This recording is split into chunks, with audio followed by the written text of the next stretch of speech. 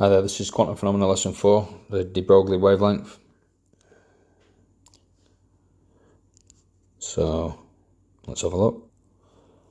First of all, a bit of information, the wave-like nature of light. So this is diffraction.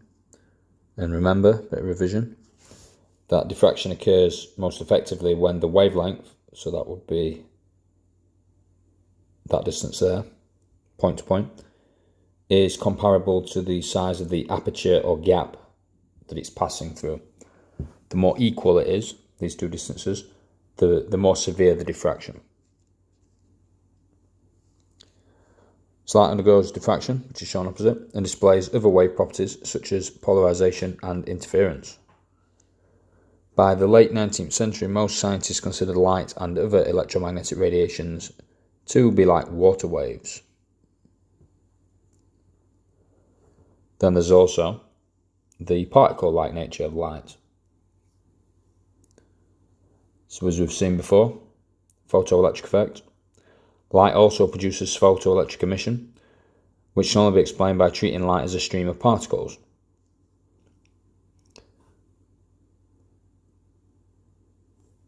So these particles with wave properties are called photons.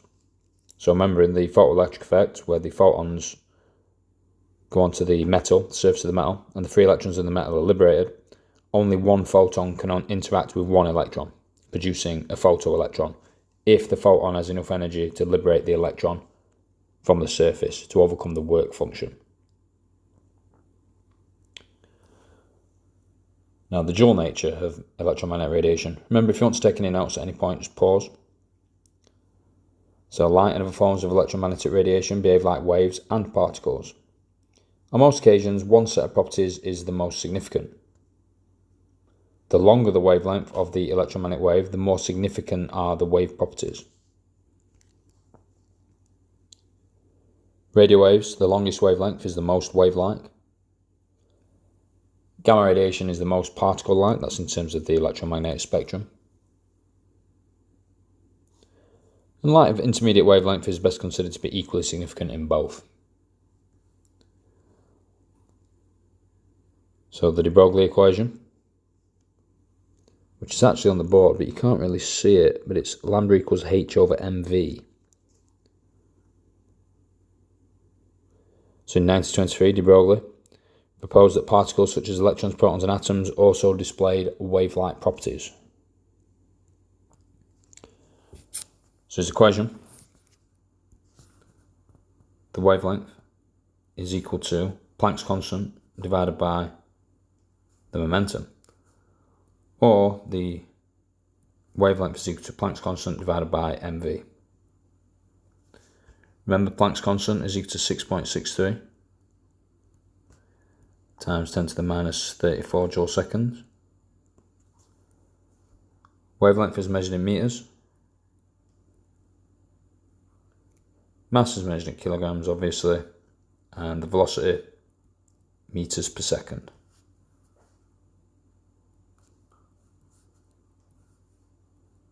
So we're going to use this now. So we've got the next question. So if you want to pause and have a go. Calculate the de Broglie wavelength of an electron moving at 10% the speed of light. Mass of electrons there, 9.1. Times 10 to the minus 31 kilograms. Planck's constant, 6.63 to the minus 34 joule second. Speed of light, 3 times 10 to the 8. If you want to have a go at that, then I'll take you through it. So we've got 10% the speed of light to start with. So we need to do 3 times 10 to the 8. Multiplied by 0.1. Which is 3 times 10 to the 7 meters per second. Then we can figure out the de Broglie wavelength. So it's h over mv. So the numbers, we've got 6.63 times 10 to the minus 34 divided by the mass. Now if you use 9.11, that's fine.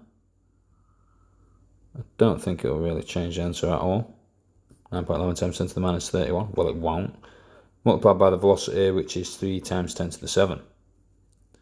So if you calculate that, 2.4 times 10 to the minus 11 meters is the answer. So have a look at the next one. Calculate the de Broglie wavelength of a person of mass 70 kilograms moving at 2 meters per second. So the wavelength is h over mv. So it's 6.63 times 10 to the minus 34 divided by the mass, which is 70, times velocity of 2. And that is 4.7 times 10 to the minus 36 meters.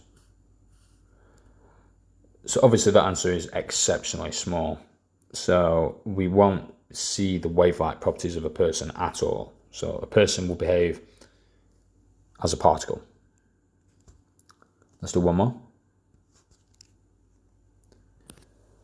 So on this one, I want you to calculate the effective mass of a photon of red light of wavelength 700 nanometers.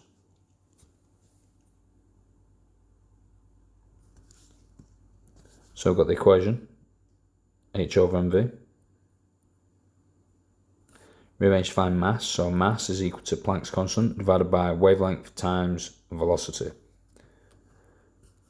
So let's just put our numbers in, so 6.63 times 10 to the minus 34 divided by the wavelength, so it's 700 nanometers, so 700 times 10 to the minus 9, multiplied by its speed, which is 3 times 10 to the 8 meters per second for the speed of light. So if you calculate that, that gives us 3.2 times 10 to the power minus 36 kilograms. So 10,000 times smaller or less massive than an electron. No, it's another order of magnitude, and I've just calculated, and it's actually 284,688 times smaller. So approximately 300,000 times less massive than an electron. So it's safe to say that basically the mass of a photon is negligible, it's zero. Okay, let's move on, see what's next. A bit of information. So evidence for de Broglie's hypothesis. So you fire electrons at a constant speed at a thin metal foil, you'll get some diffraction. And a pattern of rings is seen on a screen, which looks like this. So you get a bright central dot and then some distinct rings as you move out from the centre. An hour beam of electrons in a vacuum tube is directed at a thin metal foil. On the far side of the foil, a circular diffraction pattern is formed on a fluorescent screen. A pattern that is similar to that formed by X-rays with the same metal foil. So we've got X-rays and electrons producing the same diffraction patterns. So electrons forming a diffraction pattern like that formed by X-rays shows that electrons have or must have wave-like properties. The radii of the circles can be decreased by increasing the speed of the electrons, and this is achieved by increasing the potential difference of the tube, which essentially is the E equals QV, so energy gained is charge times potential difference. So if you have to pause and make some notes, then we've got some more information. Energy levels in electron waves. So an electron in an atom has a fixed amount of energy that depends upon the shell that it occupies. Its de Broglie wavelength has to fit the shape and size of the shell. So the fixed energies is linked directly to the energy level stuff that we've done in previous lessons. So what we're going to do now is some exam questions on the de Broglie wavelength. So remember to pause and have a go. So a particle of mass m has a kinetic energy of E. What is the de Broglie wavelength of this particle? So the way to do this is to look at two equations and then combine. So kinetic energy is half mv squared. and the de Broglie wavelength is h over mv. And what we're going to do is to substitute in for v. None of these answers have a v in, so that's obviously what we should do. So if I rearrange the de Broglie wavelength equation, I get v is equal to h over m lambda, but then I'm going to square it. So v squared is equal to h squared over m squared lambda squared.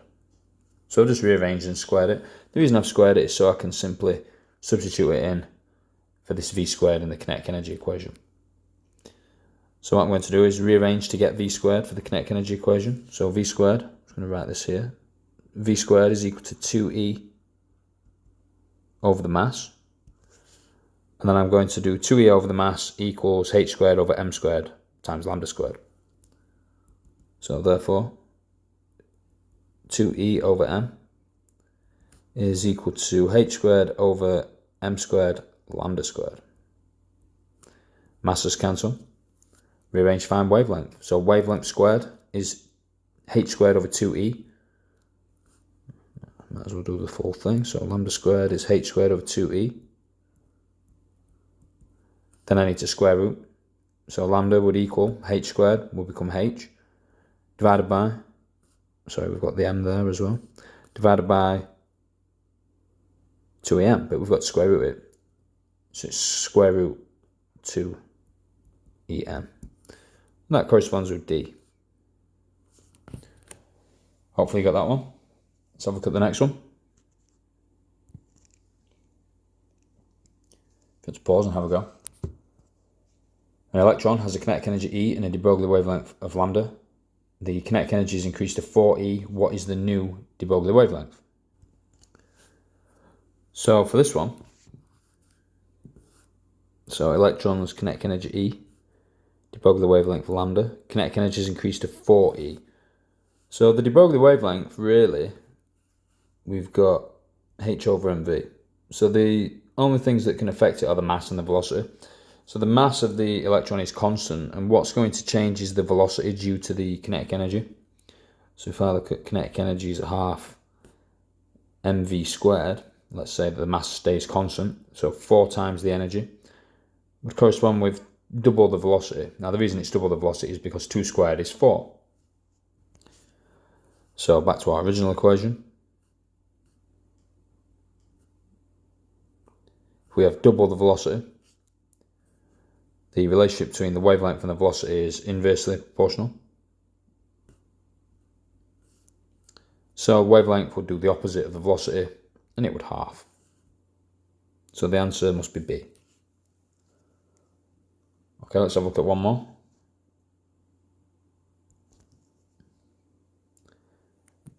A proton moving with speed v has de Broglie wavelength lambda. What is the de Broglie wavelength of an alpha particle moving at the same speed? If you want to have a go at that, just pause and then I'll take you through it. So this one's pretty straightforward as long as you know what an alpha particle is. So in the question, we've got a proton and an alpha particle, 4-2, is 2 protons and 2 neutrons. And we know that the mass of a proton and neutron are basically the same. So we can say that the mass of a alpha particle is 4 times the mass of a proton. So de Broglie wavelength is h over mv. So our mass is 4 times greater. So our de Broglie wavelength will be a quarter of what it originally was. So the answer in this instance is A. Okay, one more.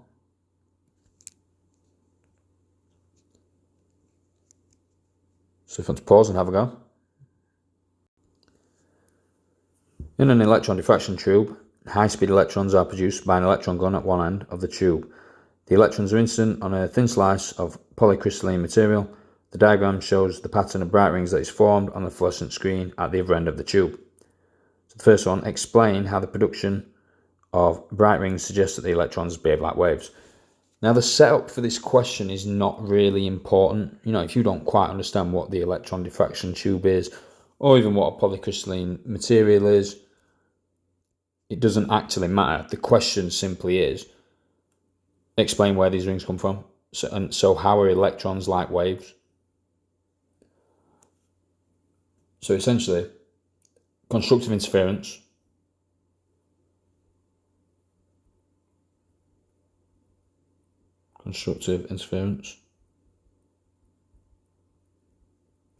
occurs,